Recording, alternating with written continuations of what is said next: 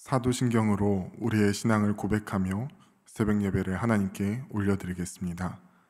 전능하사 천지를 만드신 하나님 아버지를 내가 믿사오며 그 외아들 우리 주 예수 그리스도를 믿사오니 이는 성령으로 잉태하사 동정녀 마리에게 나시고 본디오 빌라도에게 고난을 받으사 십자가에 못 박혀 죽으시고 장사한 지 사흘 만에 죽은 자 가운데서 다시 살아나시며 하늘에 오르사 전능하신 하나님 우편에 앉아 계시다가 저리로서 산자와 죽은 자를 심판하러 오시리라.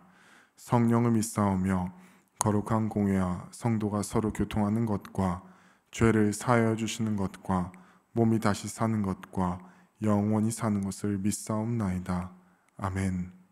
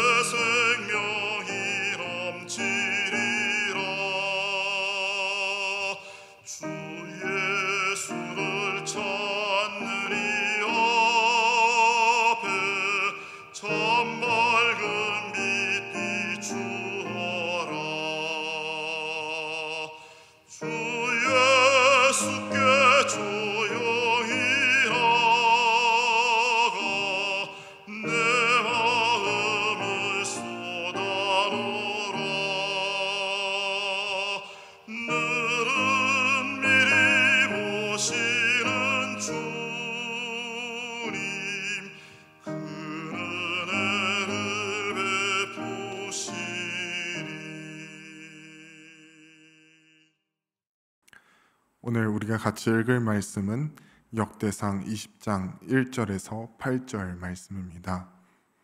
역대상 20장 1절에서 8절 말씀입니다. 해가 바뀌어 왕들이 출전할 때가 되매 요압이 그 군대를 거느리고 나가서 암몬 자손의 땅을 격파하고 들어가 랍바를 에워싸고 다윗은 예루살렘에 그대로 있더니 요압이 랍바를 쳐서 함락시키매 다윗이 그 왕의 머리에서 보석이 있는 왕관을 빼앗아 중량을 달아보니 금 1달란트라. 그들의 왕관을 자기 머리에 쓰니라. 다윗이 또 그 성에서 노력한 물건을 무수히 내오고 그 가운데 백성을 끌어내어 톱과 새도끼와 돌서래로 일하게 하니라. 다윗이 암몬 자손의 모든 성읍을 이같이 하고 다윗이 모든 백성과 함께 예루살렘으로 돌아오니라. 이후에 블레셋 사람들과 게셀에서 전쟁할 때에 후사 사람 십부게가 키가 큰 자의 아들 중에 10배를 쳐 죽임에 그들이 항복하였더라. 다시 블레셋 사람들과 전쟁할 때에 야일의 아들 엘하난이 가드 사람 골리앗의 아우 라흐미를 죽였는데 이 사람의 창자루는 배틀채 같았더라. 또 가드에서 전쟁할 때에 그곳에서 키 큰 자 하나는 손과 발에 가락이 6씩 모두 24이 있는데 그도 키가 큰 자의 소생이라. 그가 이스라엘을 능욕함으로 다윗의 형 시므아의 아들 요나단이 그를 죽이니라. 가드의 키 큰 자의 소생이라도 다윗의 손과 그 신하의 손에 다 죽었더라. 아멘. 기도하겠습니다. 하나님 아버지, 저희를 이 새벽에 깨워주시고 주님 앞에 나와 예배 드릴 수 있게 하심에 감사드립니다. 오늘 하루를 저희에게 선물로 주셨는데 이 선물을 감사하게 생각하고 주님 뜻대로 사용하게 하여 주시옵소서.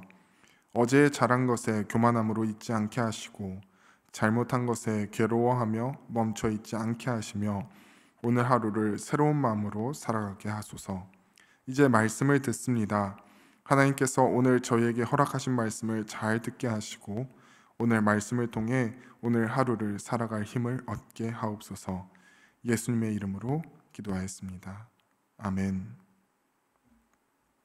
할렐루야. 이 새벽에 나오신 성도님들께 하나님의 사랑과 은총이 가득하시길 소망합니다. 오늘 말씀을 통해 하나님의 음성을 듣고 그 말씀에 순종하는 저와 성도님들이 되시길 간절히 소망합니다. 오늘 설교 제목은 일상의 힘입니다. 우리는 역대상 20장을 읽었지만 오늘 본문의 말씀은 역대상 19장과 20장입니다. 역대상 19장에는 암몬 자손과 이스라엘 간의 전투가 기록되어 있습니다. 다윗은 암몬의 왕이었던 나하스와 친분이 있었던 것 같습니다. 사무엘하 10장 2절은 이렇게 기록하고 있습니다. 다윗이 이르되 내가 나하스의 아들 한운에게 은총을 베풀되 그의 아버지가 내게 은총을 베푼 것 같이 하리라 하고 다윗이 그의 신하들을 보내 그의 아버지를 조상하라 하니라. 다윗의 신하들이 암몬 자손의 땅에 이르매. 암몬의 나하스 왕은 사실 이스라엘 민족에게 별로 좋은 왕은 아닙니다. 그는 이스라엘을 모욕하며 쳐들어왔고 길랏 야베스를 공격하려고 했습니다. 하지만 그 당시 왕으로 지명받은 지 얼마 되지 않았던 사울이 이스라엘의 군대를 이끌고 나하스 왕을 공격했고 나하스는 이곳에서 대패하게 됩니다. 그날 이후 나하스는 사울을 원수처럼 생각하며 지냈을 것입니다. 그러던 중 사울을 피해 다니던 다윗을 알았고 나하스는 도망자로 살고 있었던 다윗에게 은총, 즉 호의를 베풀었습니다. 공통된 적이 있으니 다윗과 나하스 사이에는 좋은 관계가 있었습니다. 이렇게 다윗이 어려웠던 시절 도움을 받은 이웃나라의 왕이 죽었기에 다윗은 문상사절단을 보냈습니다. 그러나 나하스를 이어 왕이 된 나하스의 아들인 한운은 또한 그의 신하들은 이것을 의심합니다. 문상사절단을 암몬을 정탐하러 온 간첩으로 생각했기 때문입니다. 그래서 이들의 수염의 절반을 깎고 옷은 엉덩이 중간까지 잘라서 돌려보냅니다. 요즘이야 짧은 옷을 입기도 하고 수염은 매일 깎는 분이 많기 때문에 이것이 별것 아니라고 생각하실 수도 있습니다. 하지만 그 당시에 짧은 수염은 거세를 당했다는 의미이며 짧은 옷은 종, 포로라는 의미였습니다. 따라서 짧은 옷과 짧은 수염은 굉장히 치욕적인 것이었습니다. 그래서 다윗 왕은 이런 치욕을 당한 신하들을 수염이 다 자랄 때까지 여리고 성에 머물게 합니다. 새로운 암몬의 왕인 한우는 자기의 행동이 다윗에게 밉보인 것을 알고 선제적 조치로 아람 사람들에게 은 1000달란트를 주어 군대를 고용합니다. 그래서 암몬과 아람의 군대가 메드바로 모입니다. 다윗도 요압 장군을 보내어 싸우게 합니다. 요압이 이끌던 이스라엘의 군대는 그곳에 다다르자 암몬과 아람 군사에게 포위되어 위험에 빠지게 됩니다. 하지만 하나님의 도우심으로 요압과 그의 동생인 아비새는 암몬과 아람의 군대를 이기게 됩니다. 이것이 19장의 이야기입니다. 20장은 아람 군대를 고용했고 이 모든 것을 시작한 암몬과 싸우는 이야기가 나옵니다. 이스라엘 군대는 암몬의 수도인 랍바를 공격했고 승리를 얻게 됩니다. 이스라엘은 이 전투에서 승리한 후 암몬 족속을 포로로 부리게 됩니다. 또한 20장 4절부터 8절까지는 블레셋과의 전투에서 이겨 키가 큰 전사들을 다 죽이는 이야기가 나옵니다. 오늘 우리는 이스라엘 군대가 암몬 자손과 싸우는 장면을 좀 더 주의 깊게 살펴보려고 합니다. 20장 1절은 이렇게 시작합니다. 해가 바뀌어 왕들이 출전할 때가 되매 요압이 그 군대를 거느리고 나가서 암몬 자손의 땅을 격파하고 들어가 랍바를 에워싸고 다윗은 예루살렘에 그대로 있더니 요압이 랍바를 쳐서 함락시키매 이스라엘의 군대는 암몬 땅을 격파하고 암몬의 수도였던 랍바까지 진격합니다. 또 그 성을 함락시킵니다. 참으로 놀라운 승리입니다. 그런데 이 문장을 잘 읽어보면 이상한 점이 하나 있습니다. 제가 1절을 다시 읽겠습니다. 해가 바뀌어 왕들이 출전할 때가 되매 요압이 그 군대를 거느리고 나가서 아람 군대와의 전쟁을 마치고 그 다음 해가 되어 왕들이 출전할 때가 되었습니다. 잘 아시다시피 이스라엘은 건기와 우기로 나뉘어져 있습니다. 우기는 비가 많이 내리고 따라서 전쟁을 하기도 힘들고 체력 소모가 많은 시절이었습니다. 그런데 건기는 싸우기에 적합한 계절이었고 따라서 왕들이 직접 출전하는 경우가 많았습니다. 따라서 다윗도 이때 출전하여 이스라엘 군사들과 함께 암몬과 싸웠어야 했습니다. 하지만 이스라엘 군사들과 함께 암몬과 싸운 사람은 다윗이 아닌 요압이었습니다. 그리고 다윗은 예루살렘에 그대로 있었습니다. 왕들이 출전할 때였지만 다윗이 아닌 요압이 전쟁에 나선 것이었습니다. 다윗이 바쁜 일이 있어서 그런 걸까요? 아니면 예루살렘을 비우지 못할 어떤 특별한 사정이 있었을까요? 다윗이 왜 예루살렘을 떠나지 못했는지는 잘 모르겠습니다. 나이가 많아서 그럴 수도 있고 다른 일이 바빠서 그럴 수도 있습니다. 하지만 다윗이 그가 있어야 할 곳에 있지 않자 문제가 생깁니다. 사무엘하 11장 1, 2절은 이렇게 기록합니다. 그 해가 돌아와 왕들이 출전할 때가 되매 다윗이 요압과 그에게 있는 그의 부하들과 온 이스라엘 군대를 보내니 그들이 암몬 자손을 멸하고 랍바를 에워쌌고 다윗은 예루살렘에 그대로 있더라. 저녁 때에 다윗이 그의 침상에서 일어나 왕궁 옥상에서 거닐다가 그곳에서 보니 한 여인이 목욕을 하는데 심히 아름다워 보이는지라. 이 이야기는 성도님들이 너무나도 잘 아시는 밧세바 이야기입니다. 다윗이 그가 있어야 할 전쟁터에 있지 않고 예루살렘에 있자 그는 곧 범죄하기 시작합니다. 다윗은 우리아의 아내였던 밧세바와 동침했고 밧세바의 남편인 우리아를 속였으며 결국엔 우리아를 암몬 자손과의 전투에서 죽게 만듭니다. 다윗은 그에게 허락된 일에 충실하지 않았습니다. 하나님께서 그에게 왕의 자리를 허락하시며 맡기신 사명을 잃어버리고 말았습니다. 그는 매년 찾아오는 왕들이 출전할 때를 소홀히 여겼고 타락했습니다. 다윗이 매년마다 지켰던 그의 자리를 지키지 않자 그 틈을 비집고 마귀가 들어왔습니다. 영어 단어에 루틴이라는 단어가 있습니다. 이 단어는 일상, 특정한 순서의 반복을 의미합니다. 그런데 이 단어는 route, 길, 도로라는 말에서 유래했습니다.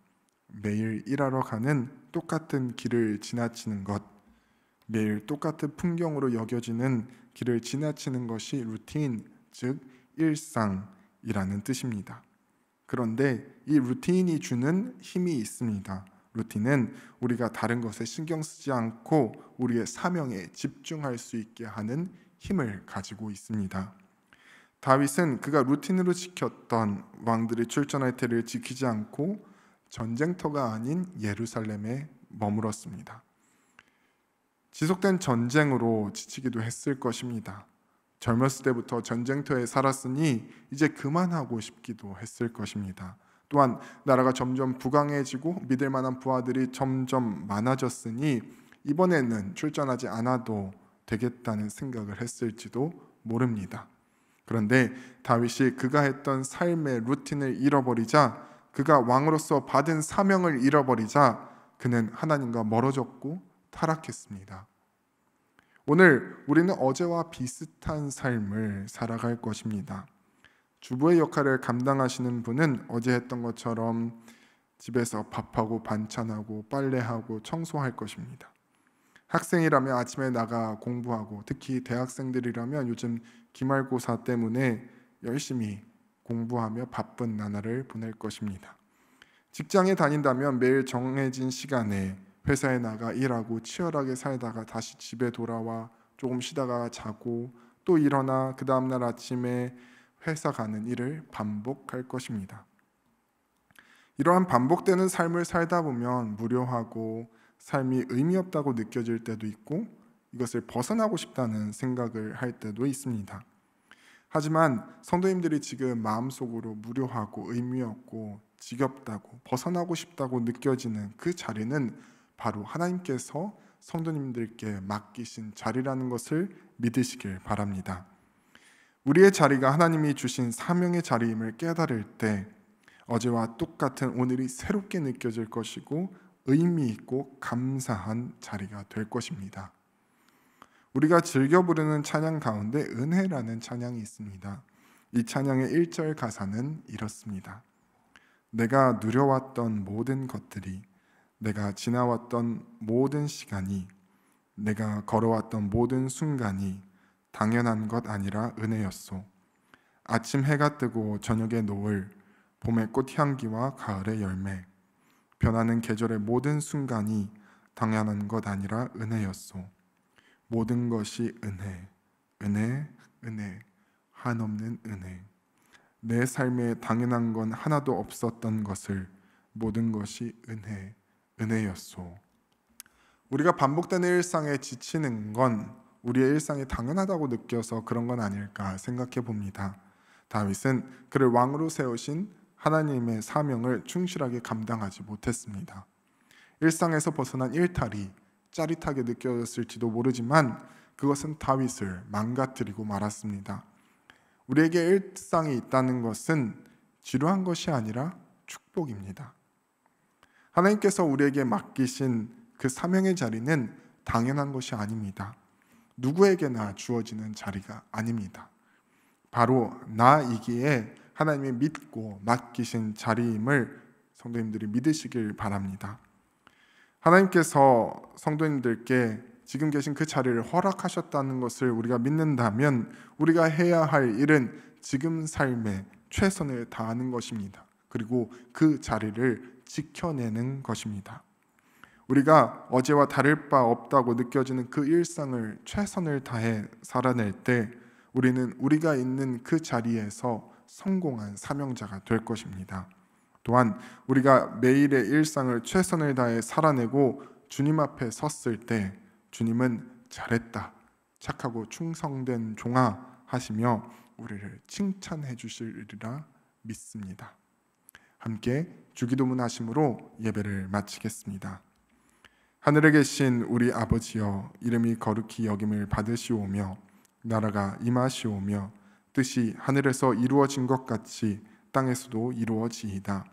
오늘 우리에게 일용할 양식을 주시옵고 우리가 우리에게 죄 지은 자를 사하여 준 것 같이 우리 죄를 사하여 주시옵고 우리를 시험에 들게 하지 마시옵고 다만 악에서 구하시옵소서. 나라와 권세와 영광이 아버지께 영원히 있사옵나이다. 아멘.